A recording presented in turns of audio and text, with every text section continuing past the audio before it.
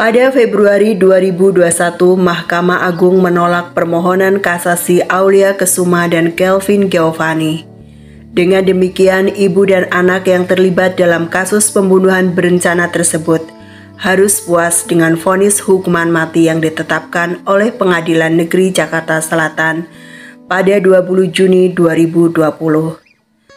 Tak hanya Aulia Kesuma dan Kelvin, MA juga menolak permohonan kasasi yang diajukan oleh Kusmawanto alias Agus dan Muhammad Nur Said alias Sugeng yang divonis penjara seumur hidup, serta permohonan kasasi Rodi Saputra, Karsini alias Tini, dan Supriyanto yang masing-masing divonis 14 tahun, 10 tahun, dan 12 tahun penjara. Berbagai pertimbangan berusaha kuasa hukum Aulia Kesuma ajukan agar kasasi diterima, antara lain upaya penghapusan hukuman mati yang dianggap tidak manusiawi, dan juga karena Aulia Kesuma punya seorang anak perempuan yang masih di bawah umur hasil pernikahannya dengan Edi Chandra Purnama alias Pupung Sadili, suami yang telah dibunuhnya. Namun MA tak bergeming dan tidak mengabulkan upaya hukum Aulia. Bagaimana kasus yang dihadapi Aulia ini terjadi? Begini ceritanya.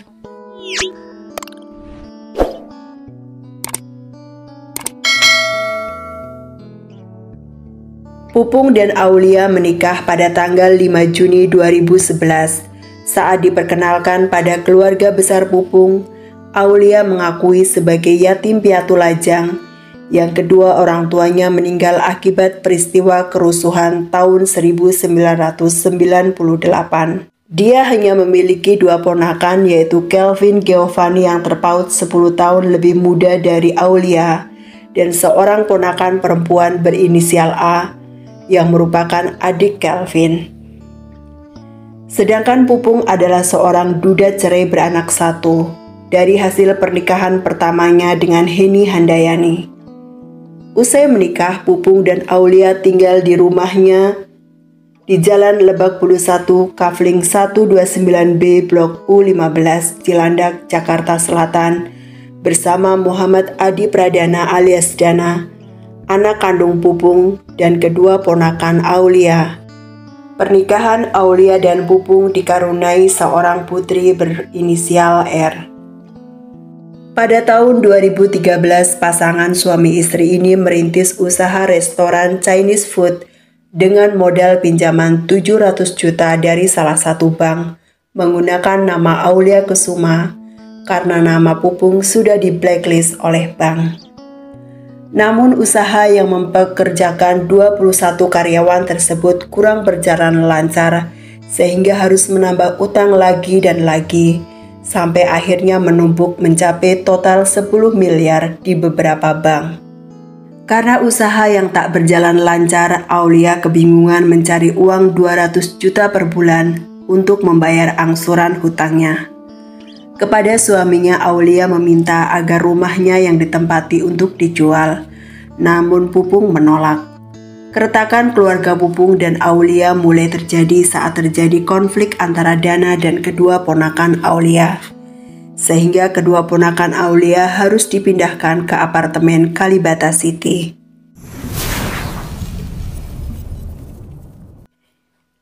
Minggu 25 Agustus 2019, warga Sukabumi digegerkan dengan penemuan sebuah mobil yang hangus terbakar dengan dua sosok jasad yang ikut hangus di dalamnya. Mobil tersebut bermerek Toyota Calya dengan nomor polisi B2983SZH. Dari nomor polisi ini diketahui alamat pemilik mobil tersebut yang saat itu ditemui oleh wanita bernama Heni Handayani yang merupakan mantan istri Pupung. Dari keterangan Heni inilah didapat informasi penting bahwa Pupung memiliki istri muda bernama Aulia Kesuma. Polisi pun menemui Aulia Kesuma.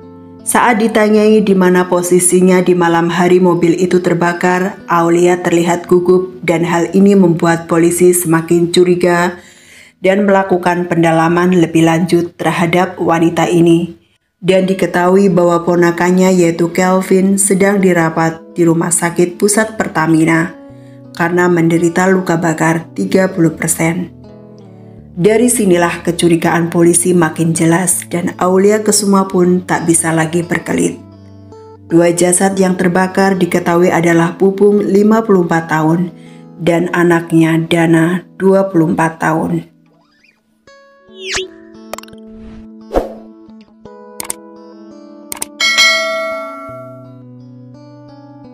Beban utang miliaran yang ditanggung Aulia membuat Aulia bingung. Satu-satunya jalan adalah menjual aset Pupung berupa rumah yang ditempati dan tanah kosong di sebelahnya. Namun Pupung menolak keinginan Aulia, sehingga satu-satunya cara adalah menyingkirkan Pupung sang empunya aset. Aulia berpikir jika Pupung tidak ada maka hidupnya akan lebih baik, karena terbebas dari beban utang dan bisa hidup tenang bersama Er dengan sisa penjualan rumah. Jika ditaksir mungkin aset Pupung senilai 30 miliar, sehingga masih ada sisa untuk membeli rumah yang lebih kecil untuk ditempati dia dan Er. Namun setelah dipikir jika hanya Pupung yang dihabisi, masih ada Dana, salah satu ahli waris Pupung selain Er. Apalagi hubungan Aulia dan Dana memburuk karena Dana berpikir setelah kehadiran Aulia, kehidupan keluarganya menjadi hancur. Dana bisa saja akan meminta sisa penjualan aset atau bahkan menghalangi aset itu berpindah tangan, maka Dana pun harus dihabisi.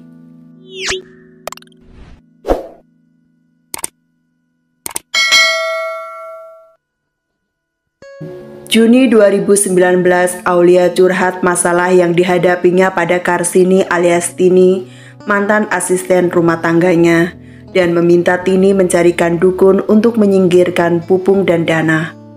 Rodi Saputra, suami Tini, menyanggupi dan meminta ditransfer uang sebesar 45 juta. Bersama Suprianto alias Alpat, Rodi mencari dukun. Juli 2019, segala cara yang telah dikerahkan ternyata tidak mampu menghabisi Pupung dan Dana. Rodi kemudian mengusulkan untuk membunuh dan mengusulkan membeli senjata api seharga 25 juta. Karena Rodi Saputra sempat sulit dihubungi, maka Aulia meminta Teti pembantunya untuk mencarikan dukun lain dan diperkenalkan dengan seorang dukun bernama Aki.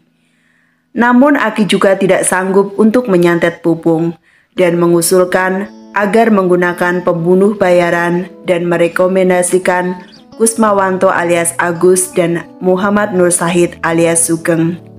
Agustus 2019, Aulia bersama Kelvin bertemu Rodi untuk membahas skenario pembunuhan. Ada dua opsi skenario, yaitu perampokan atau kebakaran, dan dipilih opsi kedua yaitu kebakaran. Karena Pupung dan Dana memiliki keahlian bela diri yaitu ilmu silat cimandi, Rodi merasa takut kalau calon korban bisa melawan dan justru mereka yang akan kalah. Sehingga Aulia bertugas untuk melumpuhkan Pupung dan Giovanni bertugas untuk melumpuhkan Dana. 4 eksekutor yang akan menghabisi Pupung dan Dana yaitu Rodi Saputra, Suprianto, dan 2 orang yang direkomendasikan oleh Aki yaitu Agus dan Sugeng. Kepada keempatnya Aulia menjanjikan uang 100 juta rupiah per orang. Untuk melancarkan aksinya, Aulia membeli beberapa perlengkapan yaitu 8 pasang sarung tangan karet, 5 pasang kaos kaki, 4 pasang sandal jepit, 2 bungkus obat nyamuk bakar, 30 butir obat tidur, 1 buah ulekan untuk menghaluskan obat tidur, dan 2 botol alkohol 70%. Tanggal 23 Agustus 2019, Aulia menjemput para eksekutor yaitu Rodi Saputra, Suprianto, Kusmawanto, dan Muhammad Nur Syahid yang baru datang dari Lampung dan menginap di salah satu hotel di Pasar Minggu. Namun Rodi Saputra kesurupan sehingga tidak jadi ikut meneruskan rencana. Sekarang tinggal Kusmawanto dan Nur Syahid yang melanjutkan rencana.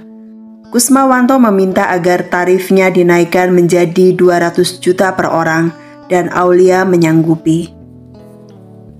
Di apartemen Kalibata City, Aulia meracik minuman jus stroberi yang sudah dicampur dengan 30 butir obat tidur. Untuk memudahkan rencana eksekusi, anaknya hasil pernikahan dengan Pupung yang masih balita dititipkan di apartemen. Pada pukul 8:30 malam, Aulia memberikan jus yang sudah disiapkan kepada Pupung, namun ternyata tidak langsung bekerja. Bahkan Pupung masih sempat mengajak istrinya berhubungan suami istri, dan baru jam 11:30 malam Pupung tertidur, dan Aulia mematikan lampu. Saat itulah dua eksekutor masuk dan menghabisi Pupung yang sudah di bawah pengaruh obat tidur dengan membekap mulut dan hidungnya menggunakan handuk yang sudah diberi alkohol 70%. Pupung sempat melawan dengan menyakar lengan tangan Aulia. Untuk Dana yang berada di kamarnya di lantai atas, diajak main game dan diberi minuman keras yang sudah dicampur dengan obat tidur oleh Kelvin. Pada pukul 4:30 pagi, saat Dana sudah kondisi setengah sadar, kemudian dibekap memakai handuk yang sudah diberi alkohol oleh Kelvin, dibantu Aulia dan dua eksekutor. Sekitar pukul 5:30 pagi, jasad Pupung dan Dana dimasukkan ke dalam mobil Toyota Calya yang terparkir di garasi. Dana diletakkan di jok tengah, sedang Pupung di belakang. Siang hari, Aulia masih sempat membersihkan TKP untuk menghilangkan segala bukti yang tertinggal. Skenario selanjutnya adalah membuat seolah-olah Pupung dan Dana mengalami kebakaran akibat tangki mobil yang bocor, sehingga kemudian mereka merusak tangki mobil dan menyalakan obat nyamuk bakar di bawah mobil. Agar rencananya berjalan sempurna, mereka juga memasang obat nyamuk bakar di kamar Pupung dan kamar Dana. Setelah semua rencana rapi, Aulia dan Kelvin pergi ke apartemen Kalibata City, sedangkan Kuswanto dan Nur Syahid pulang ke Lampung dengan diberi uang DP 8 juta rupiah. Sisa pembayaran akan diberikan setelah Aulia menerima sisa penyitaan aset dari bank. Aulia merasa lega, beban hidup yang selama ini menghimpitnya tuntas sudah. Sekitar pukul 6 petang, tetangga mengabarkan pada Aulia bahwa rumahnya terbakar. Tentu Aulia sangat senang karena inilah kabar yang sangat dinantinya. Jejak pembunuhan hangus terbakar, pikirnya. Namun betapa kecewa dan paniknya Aulia saat tiba di rumahnya karena yang terbakar hanya kamar Dana di lantai 2. Sedangkan garasi yang diharapkan terbakar parah justru tidak terbakar. Ramainya orang yang datang termasuk tim pemadam kebakaran membuatnya panik, takut kalau mereka ada yang memeriksa mobil tempat mayat Dana dan Pupung disimpan. Setelah kondisi aman, Aulia dan Kelvin menyusun skenario baru untuk menghilangkan jejak kejahatannya dengan membuat seolah mobil Calya tersebut terbakar dan akan didorong ke jurang. Akhirnya dengan mengendarai dua mobil berbeda, ibu dan anak tersebut pergi ke daerah Sukabumi. Aulia mengendarai di depan sedangkan Kelvin mengikuti di belakang dengan membawa jasad Pupung dan Dana. Di daerah yang dianggap tepat untuk melakukan aksinya, tepatnya di Cidahu, Sukabumi, Kelvin membakar mobil tersebut dengan 8 liter bensin. Di luar dugaan, mobil tersebut meledak saat Kelvin masih di dalam mobil, sehingga ia sendiri menderita luka bakar 30% dan belum sempat mendorong mobil itu ke jurang. Keduanya pun segera kembali ke Jakarta dan Aulia memasukkan Kelvin ke Rumah Sakit Pusat Pertamina untuk dirawat. 25 Agustus 2019, warga yang menemukan mobil terbakar melapor ke polisi sampai akhirnya para pelaku tertangkap.